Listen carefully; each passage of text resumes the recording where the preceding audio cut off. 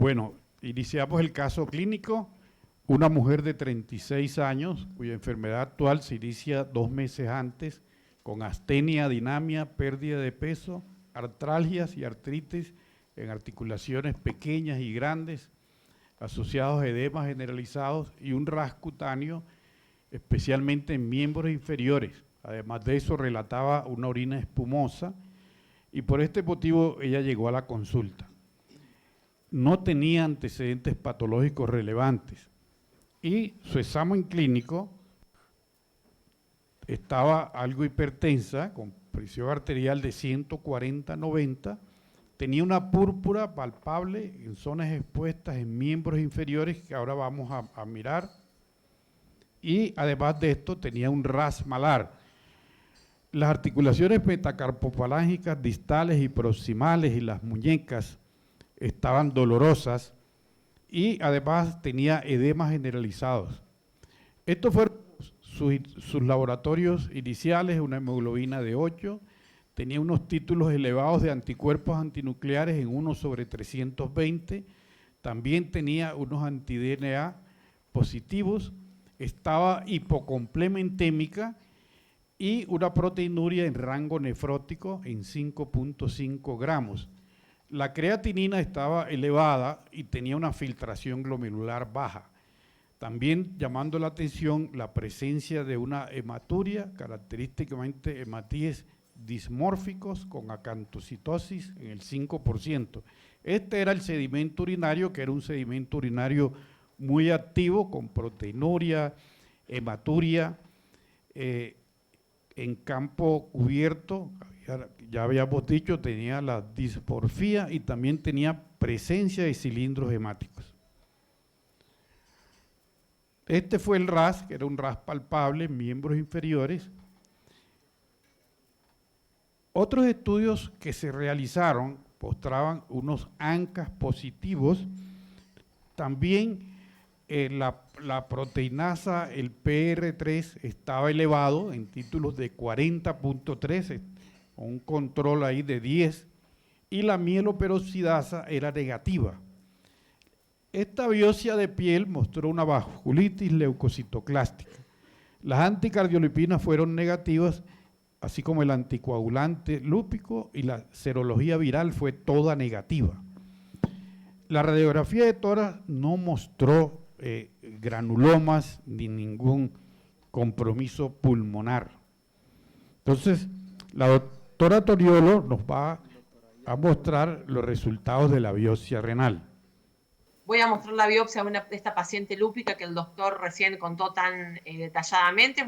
Es una biopsia representativa con 2 cilindros, como podemos ver acá. Tiene aproximadamente 15 glomérulos, todos los glomérulos permeables excepto 2. Esto es una coloración de tricrómico, como estamos viendo acá, a un aumento bajo. Se puede ver que no hay grandes áreas de fibrosis, sobre todo en el primer cilindro que estoy marcando con el cursor. En el cilindro inferior hay algunas áreas, algunos sectores un poquito más teñidos con la zona azul, que significa que estamos en presencia de tejido colágeno. La siguiente, por favor. Esta es otra imagen, perfecto, gracias, con una coloración de Paz. Primero vimos una coloración de tricrómica. Esta es una imagen a mediano aumento, donde podemos ver la presencia de 4 glomérulos. Y en esta imagen lo que podemos ya adivinar o empezar a pensar es que estos glomérulos son glomérulos hipercelulares. Ya con este aumento, si bien no podemos ver detalles, podemos ver que el penacho glomerular está expandido, no se observa casi espacio de Bowman. Esto se debe a que hay una proliferación las distintas áreas del penacho que hacen que el glomérulo se distienda y ocupe el espacio de Bowman, que normalmente es un espacio libre. Esta es una coloración de hematoxilina eosina, que ustedes saben que sirve para evaluar con más detalle la proliferación celular, tanto mesangial como endotelial, y si lo hubiera de células epiteliales parietales o viscerales. Lo que vemos acá es otra vez un glomérulo hipercelular, donde no encontramos luces, la anterior, por favor, luces capilares permeables. Esto se debe, la anterior, Acá, perfecto. Esto se debe a que las células endoteliales están proliferadas, hay más de una célula por cada luz capilar, y además hay elementos inflamatorios, como se puede ver acá. Por eso, después de la última reunión del Consejo de Lupus, propusieron que en vez de decir proliferación endotelial, digamos hipercelularidad endotelial, los patólogos, porque dentro de la luz capilar no solamente encontramos proliferación de células endoteliales, que son las células residentes de ese espacio glomerular, sino que también podemos encontrar elementos inflamatorios, como sucede acá, que hay células endoteliales, que son las células que tienen forma alargada, pero también hay elementos inflamatorios. Esto se repite acá también, fíjense en este lugar, en esta área donde no encontramos la luz, no se ve porque está ocupada por elementos inflamatorios, reitero, y esas células en forma de haba, de habichuela, alargadas, que son las células endoteliales. Todos estos cambios, esta proliferación celular unida al engrosamiento de la membrana, como vemos acá, después esta imagen de asa de alambre, la vamos a ver traducida en la inmunofluorescencia y en la microscopía electrónica. Se llama asa de alambre porque se debe a un extenso depósito subendotelial que hace que el capilar parezca justamente un asa de alambre, una manija de alambre. Entonces, todos estos cambios en la membrana y en las células residentes del glomérulo producen un aspecto lobulado en el penacho glomerular, que uno lo puede seguir acá, como que está dividido en distintos lóbulos. Y esto es característico de este patrón de nefropatía lúpica. La próxima, por favor. En esta imagen, que es un poco repetitiva de la anterior, es una hematoxilina eosina también, donde podemos ver el penacho nuevamente lobulado. Lo que quiero mostrar acá es que están estas estructuras llamadas pseudotrombos o microtrombos, que son bastante habituales de ver en una proliferación lúpica muy, digamos, severa, como es el caso de esta paciente, que no son en realidad trombos, se llaman microtrombos o pseudotrombos, pero sino que son depósitos de inmunocomplejos en las luces capilares, que por eso se ven de esta manera similares a los trombos hialino. Acá podemos ver que hay algo de proliferación de las células epiteliales, ya la vamos a ver con más detalle en la otra imagen. La siguiente, por favor. En esta imagen con PAS, con la coloración de PAS, lo que podemos ver ya acá es una pequeña semiluna. Es una proliferación de células epiteliales que vemos acá, donde vemos una hilera de más de 3 células, y hay una imagen que es importante destacar, que es la disrupción de la cápsula de Bowman. Por eso elegí poner esta imagen con PAS, porque el PAS nos ayuda a seguir la cápsula de Bowman, por ejemplo. Empezamos acá, la podemos continuar, por más que alrededor hay infiltrado inflamatorio, y vemos que acá está discontinua, está rota, está disrupta. ¿Por qué? Porque hay un proceso activo subyacente que hace que la cápsula no sea continua, y esto es un indicio, un indicador de mal pronóstico. La próxima. Acá lo mismo, acá vemos digamos con mayor amplitud en otro corte del mismo glomérulo, la semiluna, es una semiluna epitelial. Recuerden que siempre que escribimos una semiluna tenemos que dejar sentados ciertas características, si la semiluna es epitelial, fibrocelular o fibrosa, qué porcentaje de la cápsula de Bowman compromete, la circunferencia en este caso es aproximadamente 25%, y también, siempre que se pueda, aclarar el estado de la cápsula de Bowman, como dije previamente. Acá estamos viendo lo mismo, microtrombos nuevamente con la coloración de PAS, las asas capilares muy engrosadas en forma difusa. Esto se debe a la presencia de depósitos subendoteliales, y otra vez la gran proliferación de células mesangiales y endoteliales. La próxima, por favor. Esta es una imagen con metenamina de plata, como ustedes bien saben, nos sirve para evaluar con más detalle las membranas basales. Acá encontramos dos cosas que son interesantes. Acá, dos dobles contornos, que es otra vez, digamos, una imagen que se correlaciona con las asas de alambre, porque ¿qué pasa? La membrana en el depósito subendotelial, el depósito se ubica en la lámina rara interna, que desciende, se ve empujada por el depósito subendotelial, y se forma esto que se llama doble contorno o rueda de P, tiene distintos nombres según las traducciones de los libros de inglés. Y vemos también en esta imagen con metenamina que algunas membranas tienen espículas, o sea, prolongaciones de la membrana hacia la vertiente subepitelial. Seguimos, por favor. Esta es la inmunofluorescencia con IgG, donde se ve un depósito muy intenso de inmunoglobulina G sobre las membranas basales, que se ven más marcadas. Si ustedes las miran con detenimiento, se ve que el depósito es más marcado sobre la membrana basal que sobre el mesangio, pero también existe en el mesangio. La paciente también tenía un depósito de IgA, siempre en menor intensidad que la IgG. En este caso era sobre todo en las membranas basales en forma granular también. El C3, el complemento en forma de C3 también se ve depositado, no tan intenso como la inmunoglobulina G, pero también está presente en las membranas basales y también en el mesangio. Y también tenemos, que esto es importante recalcar, presencia de fibrina en el glomérulo. Fibrina en un sector del penacho glomerular, del glomérulo, fibrina 3 o 4 cruces sobre 4. Quiero decir que hay un depósito importante de fibrina y eso nos está nos hace correlacionar con la imagen de proliferación extracapilar que vimos en las imágenes previas, sobre todo en la imagen de Paz.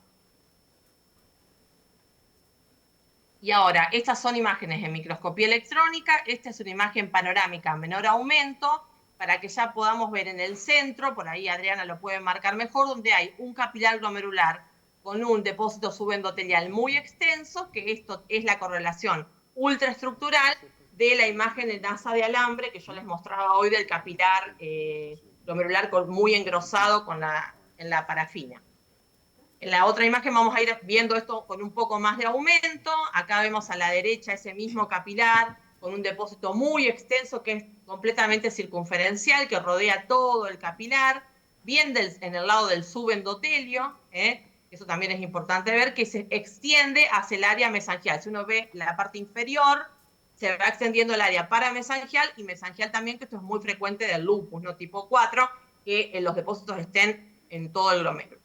La siguiente, acá lo vemos también a mayor aumento. Fíjense la masividad del depósito, es muy extenso, es muy grande. Y acá, esto que ven ustedes acá abajo, es una parte del doble contorno que veíamos en la parafina. Vemos por un lado la membrana y por el otro lado abajo la lámina rara interna, y en lo que queda en el medio, que es el depósito tan grosero que vemos, con el procesamiento del tejido para la inclusión en parafina, ese depósito se pierde. Entonces queda un espacio vacío, que es que veamos los dos costados de la membrana, y parece que hay un doble contorno. Esta paciente lo que tenía en particular es que no solamente tenía depósitos subendoteliales masivos y mesangiales, sino que también tenía muchos depósitos subepiteliales, que son, bueno, ahora yo los estaba marcando, que son los que ahora Adriana les va a mostrar. Depósitos subepiteliales separados por membrana basal, que se ve también un poco más clarita. Los depósitos son electrodensos y la membrana basal tiene una densidad menor, que se ve muy bien en la imagen de microscopía electrónica, que otra vez en la parafina se ve como un espacio, como una prolongación solamente de la membrana, y los espacios se ven vacíos. Por eso parece una espícula propiamente dicha. Entonces, esta imagen de subepitelial que parece una glomerulopatía membranosa no es tan habitual de ver en un lupus tipo 4 como tenía esta chica. Señora, la próxima. Bueno. Bueno, doctora. Ahora, sí. Sí, realmente excelente presentación, como siempre muy prolija en la descripción histológica, pero me gustaría hacerle una pregunta al auditorio y por supuesto a usted. Y la primera pregunta va abocada a lo siguiente. ¿Es frecuente la vasculopatía necrotizante inflamatoria en la nefritis lúpica? Por favor, en sus celulares pueden elegir la opción. Hay un estudio que yo quisiera comentar, que viene al caso, que se hizo en el Hospital de Clínicas de la Ciudad de Buenos Aires, que es uno de los hospitales más grandes que hay en Argentina, si no es el más grande, donde una patóloga muy buena, una patóloga renal que se llama Graciela de Rosa, que bueno, ahora ya está retirada, con otra patóloga también, compañera que se llama Valeria Albertón, hicieron un estudio donde,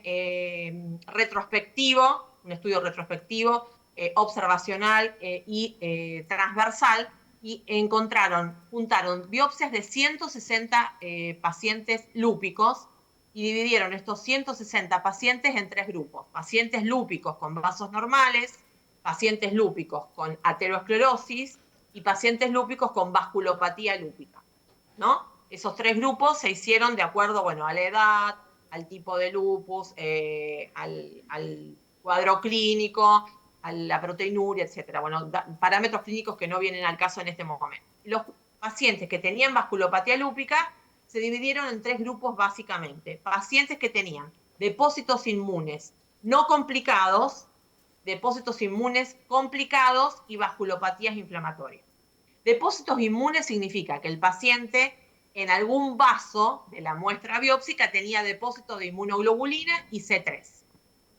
¿Cuándo eran complicados o no complicados? Cuando esos pacientes que tenían depósitos inmunes se veía afectada el calibre luminal de esos vasos. O sea, tenía depósitos inmunes con alguna alteración aparte vascular que hacía que la luz se vea reducida y por lo tanto había cambios con signos de hipoperfusión en el resto del parénquima. Pero había algunos pacientes que tenían depósitos inmunes y que no se veía afectado el calibre luminal.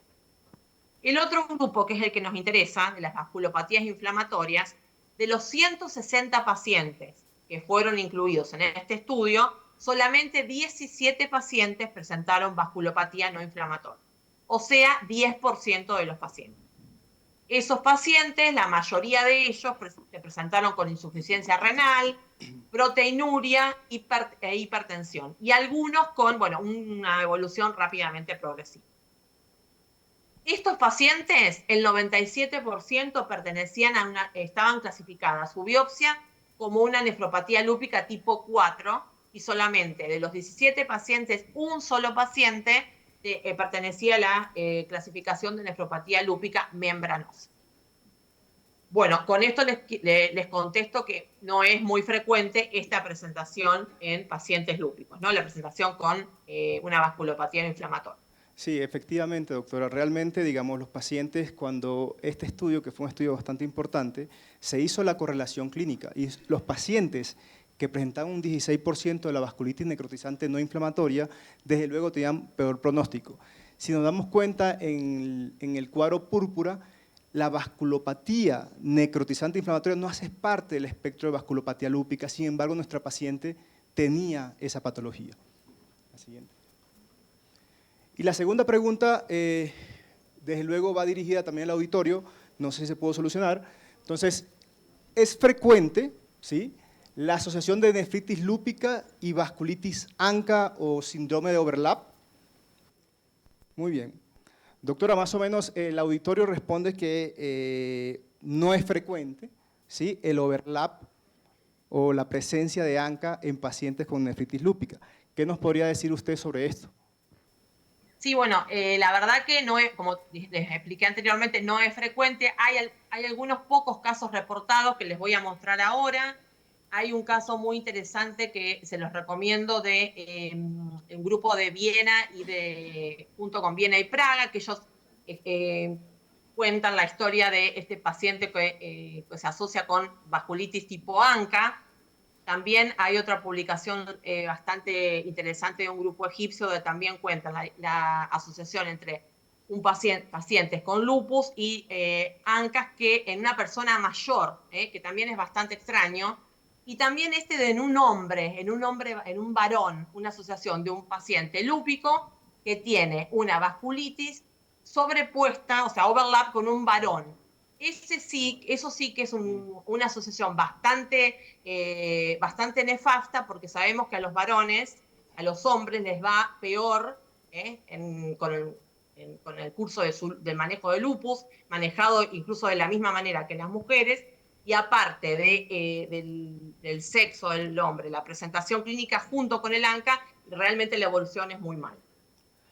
Son muy pocos los casos reportados, son estos que pusimos acá, pero realmente hay que buscarlos como, digamos, aguja en un pajar, porque no es una cosa que se presente frecuentemente. Y sí, En general, perdón que me meta un poco en mi incursión en la parte clínica, la evolución no es buena, no es la esperable. Sí, efectivamente, que es importante, digamos, dependiendo de las series que encontremos, más o menos se estima que es entre un 20 y un 30% la presencia de ANCA. ¿Qué es importante? ¿Qué recomiendan las guías? Los pacientes con nefritis lúpica, ¿sí?, tenemos que pedirle ANCA. El reporte por inmunofluorescencia va a ser cualitativo, ¿es positivo o es negativo?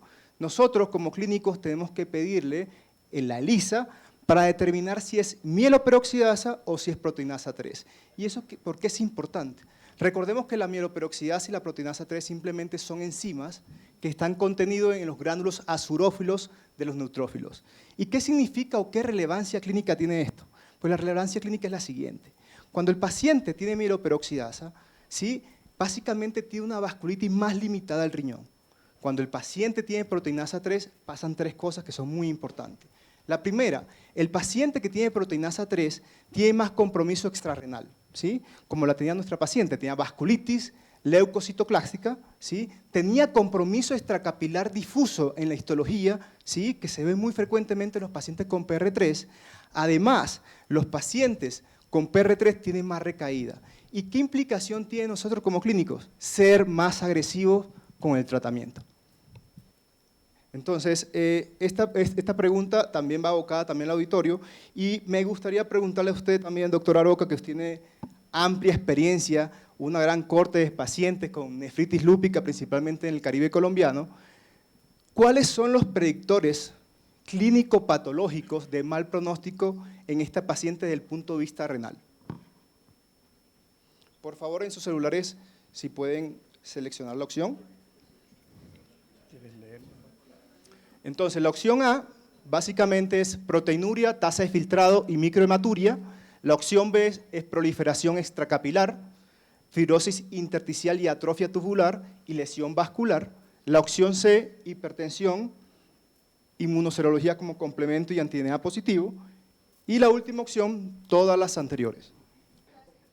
Bueno, doctor, el auditorio realmente en respuesta unánime responde todas las anteriores. ¿Qué tiene usted para decir? No, evidentemente todos estos predictores clínicos son conocidos. Yo creo que las series que se han estudiado, sobre todo en Latinoamérica, las series de la doctora Malvar y todas las publicaciones que están asociadas a los factores clínicos inmunológicos en la progresión de nefritis lúpica, muestran eso. Nosotros lo hemos visto pues, en un seguimiento de 401 pacientes y lo que vemos es que cada día estamos viendo pacientes que nos llegan con una patología más agresiva. También nos llegan de manera muy tardía los pacientes. Nosotros recibimos a los pacientes tardíamente. Sin embargo, como decía el doctor Lucas, en esta paciente tenía esas dos características. En primer lugar, pues ella tenía histológicamente una glomerulonefritis necrotizante y pausinmunitaria. O sea que estamos hablando de que había dos entidades clínicas. Por un lado, lupus, una nefritis lúpica agresiva con malos factores de progresión, pero por el otro lado, como él lo dijo, una proteinasa bien elevada, y cuando estos pacientes tienen proteinasa elevada, tienen compromiso tanto renal como extrarrenal. Entonces, ahora vamos a mirar en la siguiente pregunta, o cuál es la evolución que nos va a mostrar el doctor José Lucas Daza en un trabajo en el cual tuvo la oportunidad de participar. Bueno, este es un trabajo multicéntrico, se hizo en 4 países en Latinoamérica y básicamente lo que se hizo fue reclutar 107 pacientes, todos con nefritis lúpica proliferativa, pero a su vez se subdividió en G1, G2 y G3. G1 es pacientes con proliferación extracapilar del 5 al 25%, G2 25 a 50% y G3 más del 50%. Y se hizo seguimiento a 24 meses. ¿Cuál es la importancia? Sabemos que los pacientes con proliferación extracapilar difusa, desde luego, tienen 22 veces menos riesgo, ¿sí?, o de alcanzar la remisión completa. Pero ¿qué queríamos observar nosotros? Queríamos observar si esa proliferación tan pequeña del 5, 10, 15%, había impacto en la evolución. Y evidentemente sí. Los pacientes que tienen proliferaciones así son extracapilar tan focales tienen 7.2 veces menos riesgo de alcanzar la remisión.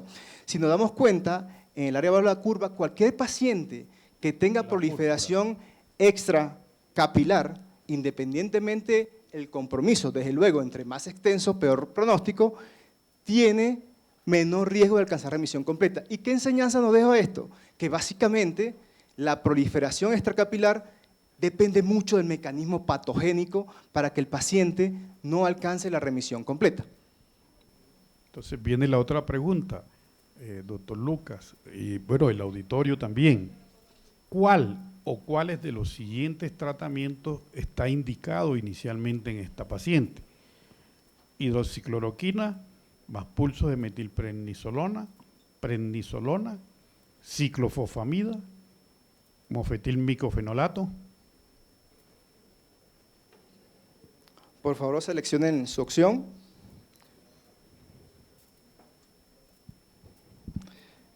Realmente las opiniones son divididas, se decantan por la opción C, ciclofosfamida, y la opción A, hidroxicloroquina. Bueno, vamos a hablar rápidamente debido en aras del tiempo, pero básicamente los antimaláricos se empezaron a usar con mucho auge a partir del 2006 en pacientes con lupus eritematoso sistémico, ¿sí?, con buenos resultados, pero a partir del 2013 se empezaron a hacer estudios en nefritis lúpica.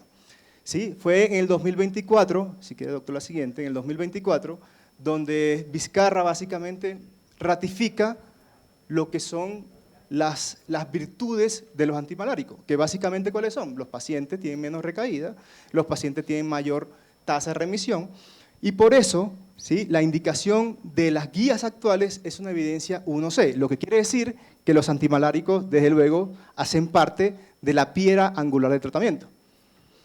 Y con respecto a los corticoides, si empezamos del Instituto Nacional de Salud, como empezamos con dosis muy alta de corticoides, dosis extremadamente alta, pero si vemos en la línea, en la franja amarilla y la naranja, los estudios Bliss y Aurora, los pacientes empezamos con dosis de corticoides alta, pero se hacía rápidamente un tapering.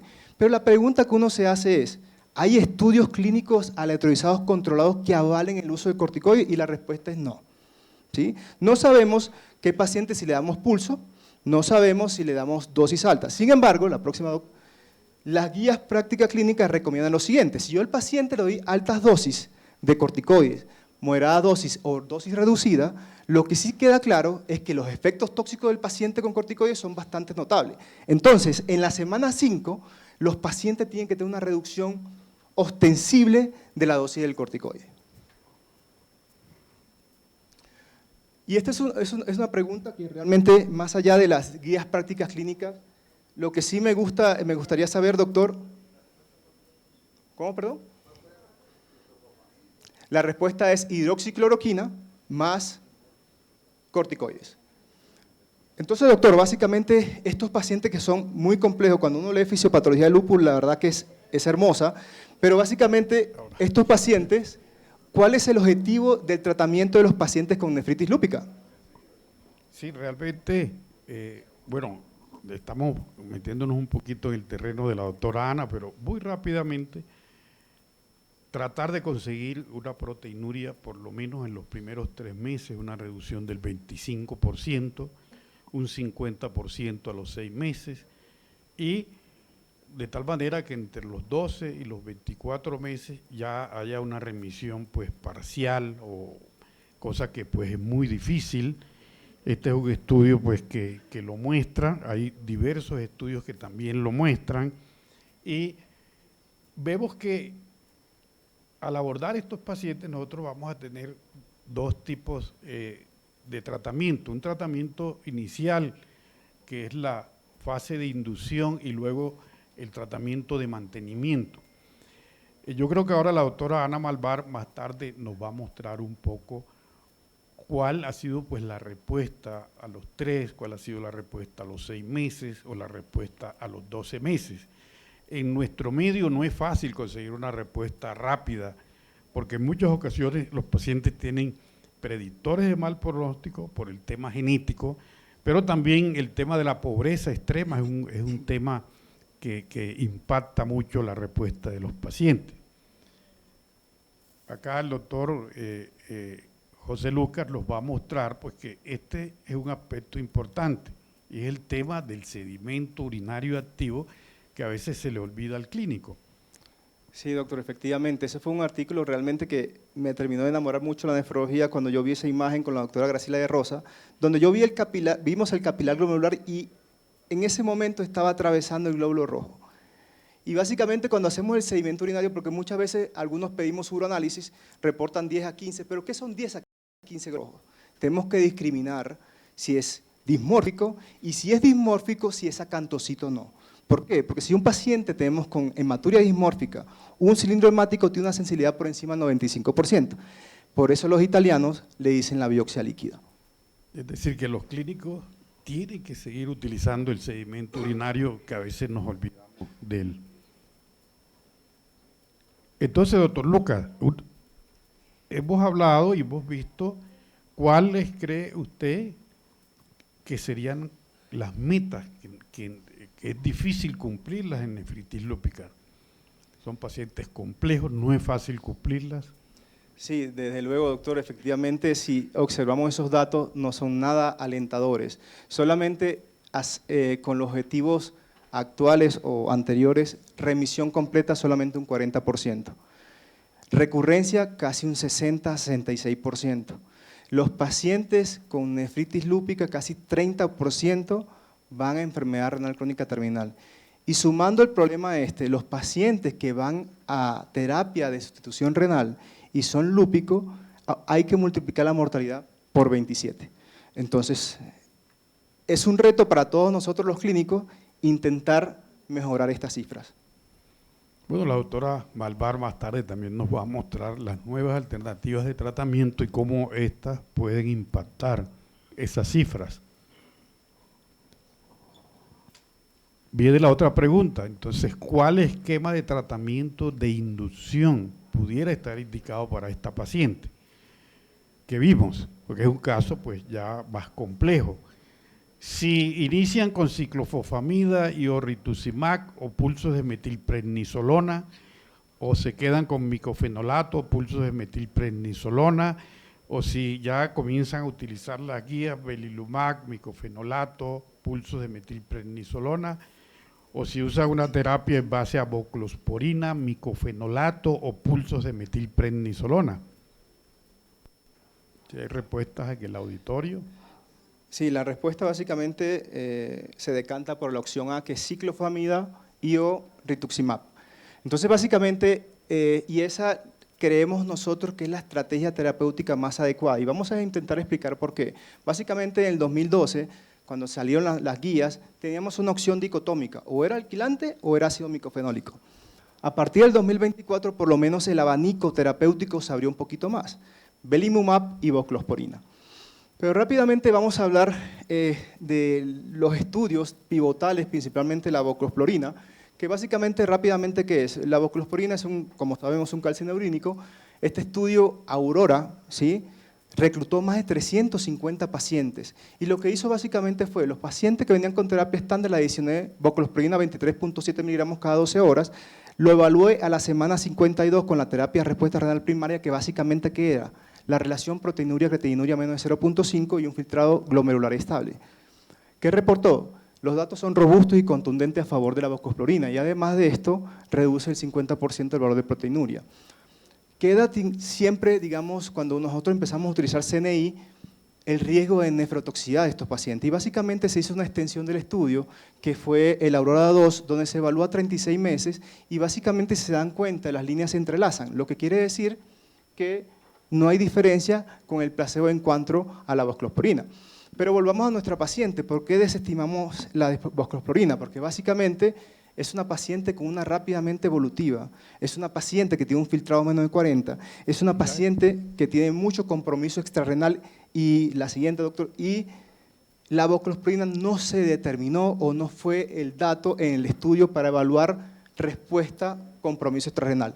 Por todas estas variables y además con un compromiso de fibrosis y compromiso intersticial, pues los CNI no es la mejor opción. Y con respecto al belimumab, también fue un estudio multinacional, multicéntrico, doble ciego, lateralizado, placebo controlado, que básicamente incluyó terapia estándar, ¿sí? Y a las 104 semanas se evaluó para ver la respuesta. Básicamente lo siguiente que fue, la respuesta es contundente.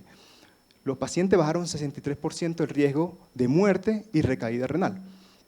Entonces, volviendo a la paciente, vamos un poco rápido porque la doctora, en aras del tiempo, el belimumab fue contundente en la respuesta en los pacientes, tanto en el valor de proteinuria y también en la terapia de respuesta renal primaria, bajó menos de 0.7 y el filtrado glomerular lo estuvo estable. Y con respecto a nuestro paciente, esta paciente tuvo síndrome nefrótico.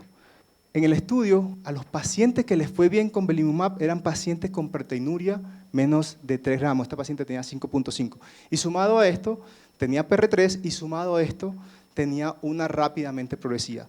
Por ende, desestimamos el belimumab. Así es, doctor Lucas. La mayor parte de los pacientes que entran en ensayos clínicos, por lo regular, tienen ese criterio de exclusión, una filtración glomerular reducida, a menos del 30, o la presencia de la cantidad de medias lunas y de la necrosis que esta paciente tenía.